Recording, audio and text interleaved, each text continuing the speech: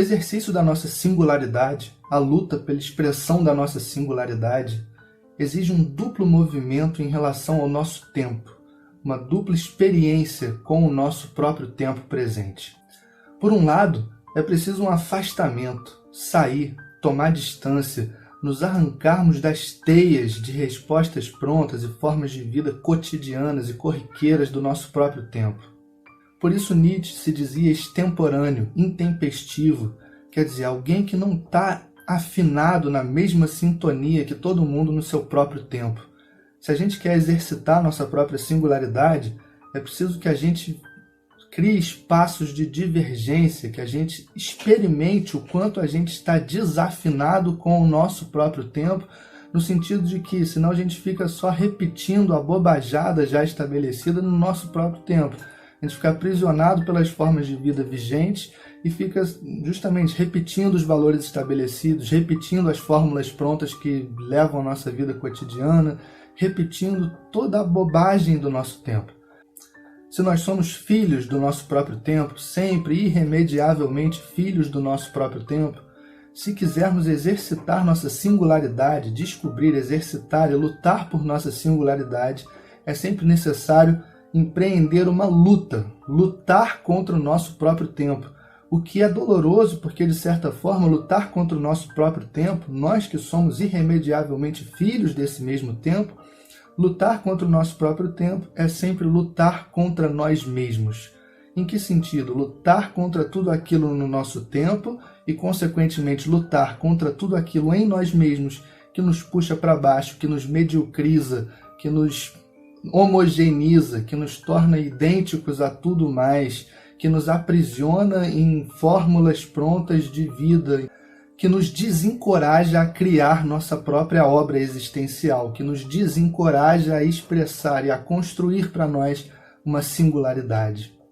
Então, nesse sentido, quer dizer, se a gente não presta atenção, a gente vai passar a vida inteira repetindo as fórmulas prontas do nosso tempo. Quais são as fórmulas prontas do nosso tempo? O que é aquilo que está instituído, diga-se ou não, né, tacitamente ou explicitamente, que nós devemos fazer o tempo todo? Por exemplo, se a gente não presta atenção, a gente vira escravo das redes sociais. Fica lá o tempo todo rolando uma timeline, vendo textos curtos, vendo bobagem, vendo coisa engraçada, vendo a vida dos outros, vendo a descrição da vida dos outros, postando a gente mesmo, a nossa própria bobajada. E assim, o que a gente quer tanto? Rolando infinitamente uma timeline que se torna cada vez mais infinita, não tem fim, você vai rolando, rolando, rolando, rolando. E a gente é capaz de passar um dia inteiro rolando uma timeline, numa rede, na outra rede, numa rede, na outra rede, alterna o aplicativo e segue rolando a timeline, rolando a timeline. O que a gente espera encontrar no final dessa timeline? Por que a gente não para? O que a gente quer? Fica sempre aquela expectativa, é isso, de que a próxima rolagem na timeline vai trazer alguma coisa que vai tapar o nosso vazio existencial, que vai curar a nossa dor de existir, que a próxima postagem vai trazer alguma coisa finalmente emocionante, que vai provar para nós mesmos que nós ainda estamos vivos e que ainda somos capazes de sentir alguma coisa. É isso que a gente está procurando? Alguma coisa que vai provar para a gente que a gente ainda não está morto em vida, alguma coisa que prove para a gente que a gente não é ainda um zumbi, que a gente ainda é capaz de sentir emoções fortes. O que é isso? O que é isso que nunca vem no rolamento infinito da timeline? Característica muito própria do nosso tempo. Parece que é preciso se distrair o tempo todo. É preciso que estejamos o tempo todo distraídos. Distraídos de quê? Distraídos de quê? O que a gente nunca pensa? Do que a gente quer tanto se distrair? Será que a gente quer se distrair da nossa própria dor existencial?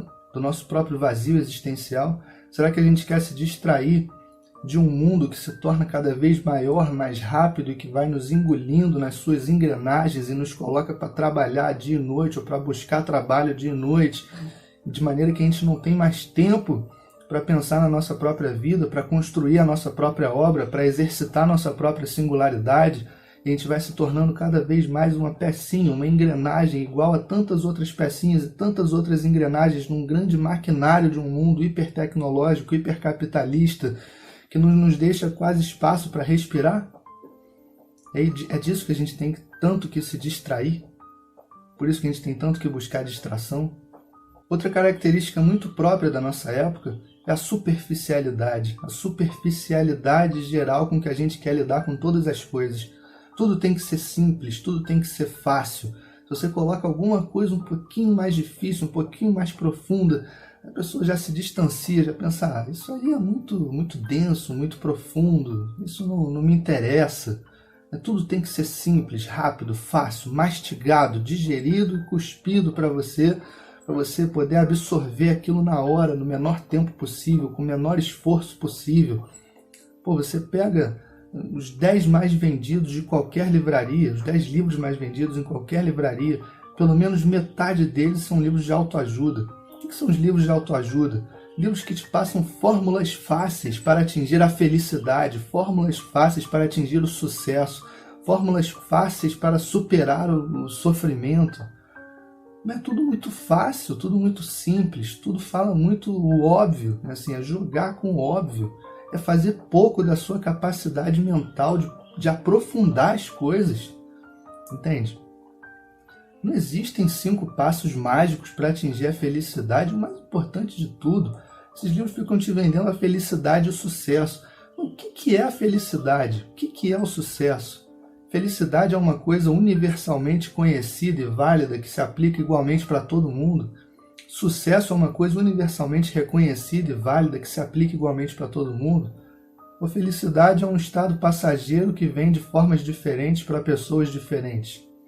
Ou sucesso, então é mais difícil ainda, né, de decidir o que é. O que é sucesso? Sucesso é chegar ao topo das montanhas que foram construídas pela nossa sociedade, que determinam que o topo dessas mesmas montanhas é o sucesso. Está todo mundo lá tentando escalar, muita gente ficando para trás, morrendo na caminhada e tal. E aqueles que chegam ao topo dessa montanha que foi construída pela própria sociedade é que atingem o sucesso. Sucesso é ser rico, sucesso é ser famoso a qualquer custo, sucesso é ser reconhecido pela mediocridade geral da sociedade. Se isso é sucesso, eu prefiro 1000 vezes o fracasso. Fracassar de uma maneira específica, fracassar à nossa própria maneira, para mim é muito mais interessante e vantajoso do que o sucesso. O que é fracassar à nossa própria maneira? Fracassar no exercício da nossa própria obra, da nossa própria singularidade. É preciso encontrar uma maneira de fracassar a nossa própria maneira. E isso, para mim, é mais sucesso do que qualquer sucesso socialmente estabelecido, que é qualquer ideal de sucesso socialmente estabelecido.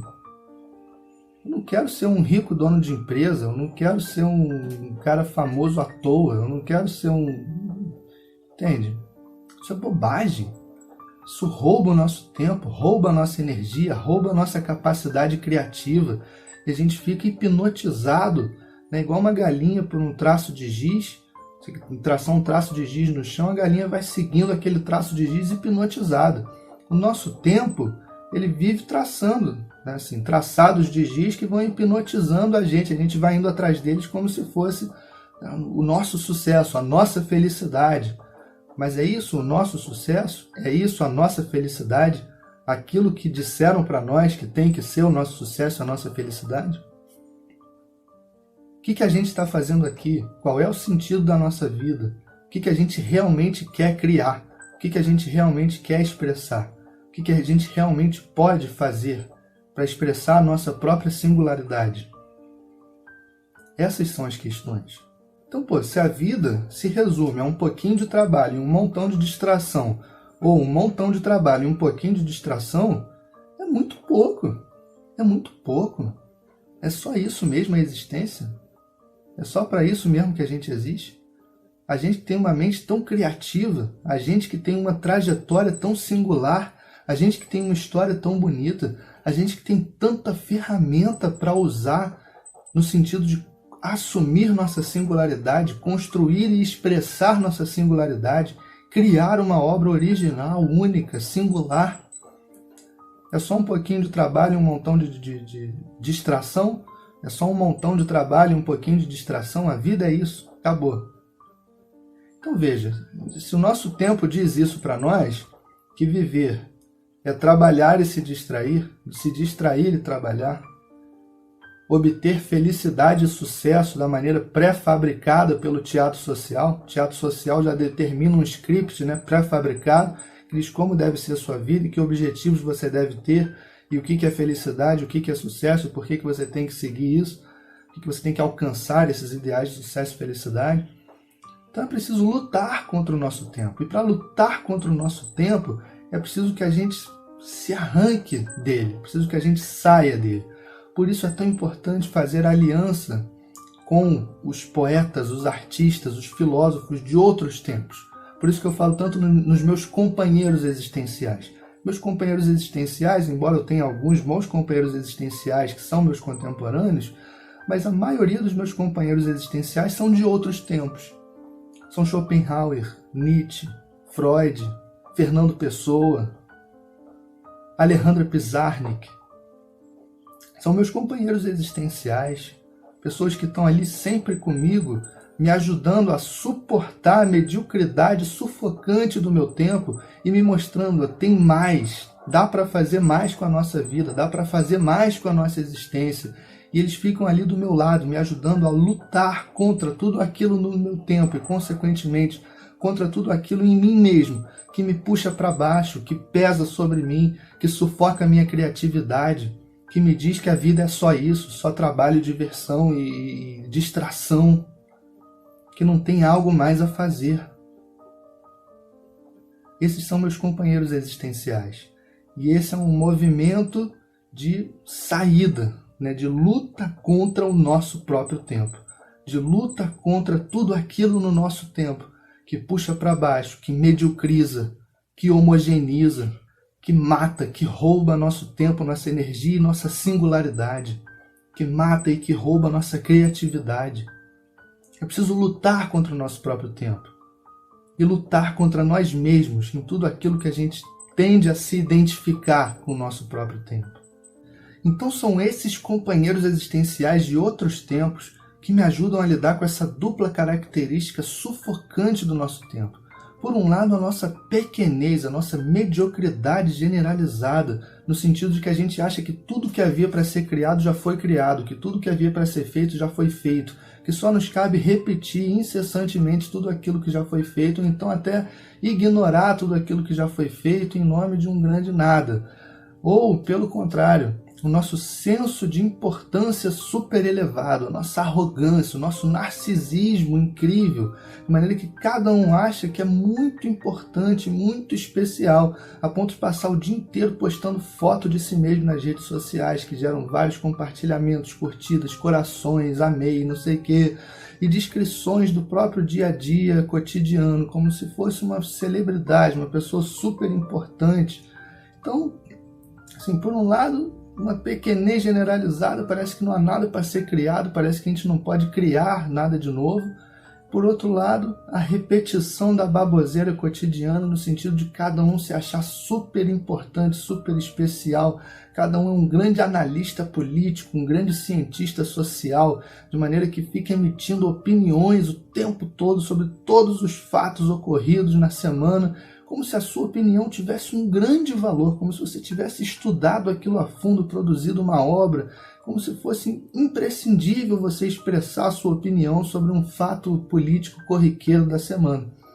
Por outro lado, parece contraditório, mas o outro movimento, a outra experiência do nosso tempo, que é muito importante, é o esforço, o exercício incansável de nos tornarmos contemporâneos de nós mesmos, de nos tornarmos verdadeiramente contemporâneos de nós mesmos. Por que eu digo isso? Porque boa parte da bobagem do nosso tempo, boa parte da mediocridade do nosso tempo, está sempre em ficar repetindo ideias, pensamentos, valores, formas de vida que, diante das novas descobertas científicas, que diante das novas possibilidades tecnológicas, que diante das novas formas de vida, de pensamento, de existência que foram criadas, né, pelo nosso tempo, se tornam totalmente fora de propósito, totalmente caducas, totalmente velhas, totalmente assim, desprezíveis, né? Mas a gente fica repetindo como se elas estivessem valendo, como se elas fossem assim o que está no auge da produção de conhecimento, de saberes, de valores e de formas de vida entre os humanos.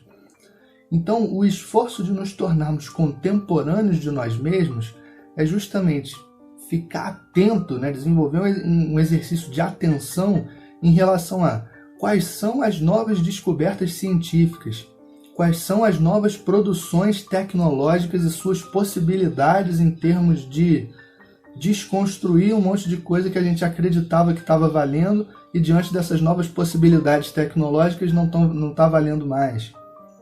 Quais são as novas formas de vida que estão sendo criadas e o que elas têm a nos dizer em termos das formas de vidas antigas que a gente fica repetindo. Então esse esforço de acompanhar o que está assim, no auge de produção artística, tecnológica, científica do nosso tempo, é esse esforço incansável de nos tornarmos contemporâneos de nós mesmos. Isso ajuda a gente pra caramba, igualmente, lutar contra tudo aquilo no nosso tempo, que está estabelecido no nosso tempo, que é repetido pra caramba no nosso tempo, mas que não vale mais, não serve mais, é antigo, é velho, não adianta mais sustentar, entende? Esse é um movimento que o próprio Nietzsche também tem na obra dele. Ele gostaria que a obra dele fosse como um vento que derruba os frutos maduros da árvore do nosso tempo. O que são esses frutos maduros da árvore do nosso tempo?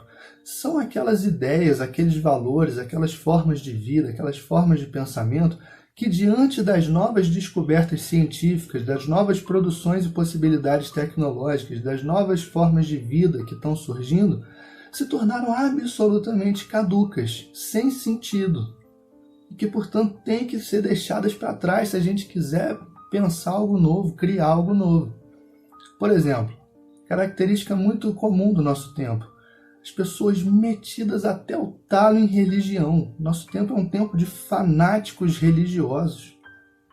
Você pega um monte de gente assim, com a mentalidade totalmente formatada, totalmente programada para repetir a baboseira religiosa.